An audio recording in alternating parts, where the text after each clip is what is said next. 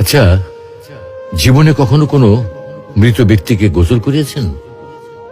যদি কখনো সুযোগ হয় তাহলে সেই মৃত ব্যক্তিকে গোসল করাবেন।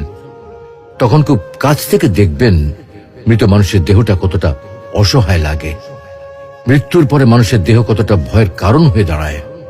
সুযোগ পেলে রাতে লাশটা পাহারা দেবেন, তখন বুঝতে পারবেন প্রিয় মানুষটার লাশ রাতের বেলায় আপনার কাছে কতটা অদ্ভুত লাগে, কতটা ভয়ের কারণ হয়ে ওঠে, কতটা আতঙ্কের কারণ হয়ে যায়।